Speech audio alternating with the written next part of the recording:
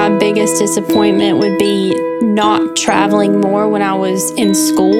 You get the chance to learn about other cultures, and I had the chance, and I just kind of pushed it away and let it slip. And then I get to my senior year, and the best I could do was a 10-day trip to Costa Rica.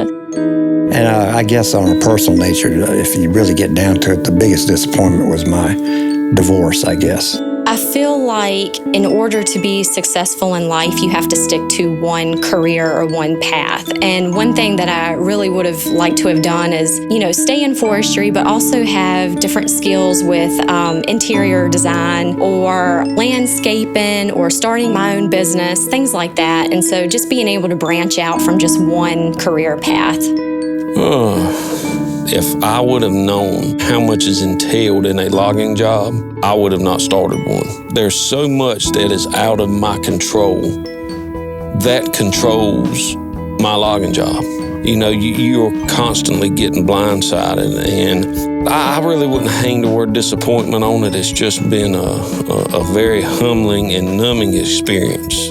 A constant disappointment or frustration that I have is impatience. I have trouble waiting for things sometimes, and that's something that I've been trying to be more cognizant of, letting things happen as opposed to forcing outcomes or, tempering my impatience. The greatest disappointment and probably the greatest challenge that my wife and I faced together. Our first child passed away when she was 10 weeks old. It was a terrible thing to go through, but from that you learn who you really are. And as a young couple, we learned that we really needed each other. And it was a disappointment, I think, sometimes to see how others reacted to that. Nowadays, I think the greatest disappointment is dealing with people and seeing how they can be kind of cruel to others, intentionally difficult to get along with when there's really no need to be. That's a pretty disappointing thing to me. I think that people deserve to be respected, and it doesn't matter who you are or where you are in life, we all deserve that same basic level of respect. Well, disappointment was having to leave home. Yeah.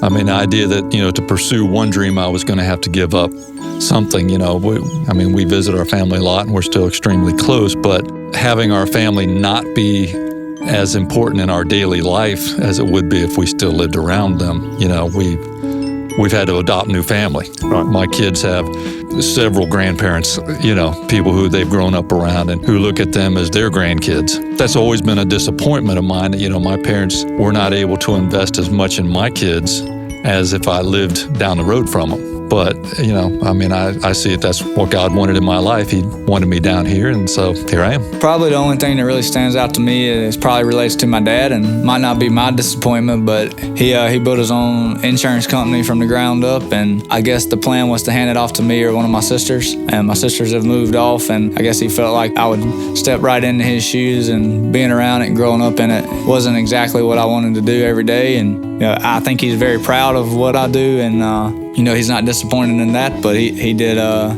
guess he built his own company from the ground up, expected me to take it over, and I didn't. I think age certainly brings wisdom, and I look back on how I allocated my time when I was younger. Had I been wise enough to allocate my time better, I would have accomplished more. I enjoy my work, enjoy my time outdoors. If my family, my daughter or nieces and nephews would have the appreciation for the land as much as I do, that would be a joy. That could still happen, but... they might get there. They may get there. That's right. Well, my greatest disappointment that I couldn't retire from the paper mill, that was just a big disappointment because I could have drew full benefits, and I was kind of disappointed the way that they just shut the mill down and let us go. After 38 years. After 38 years of dedicated work. I was planning on retiring at 61, and I was a few years short. Probably be freshman year of college. Didn't go so well? Didn't go so well. Did you move away from home? I did. I'm probably one of the people that should have done a community college and stayed at home for 2 years, but I went up to James Madison University and wasted my parents' money, I guess. Had too much fun up there for a little while.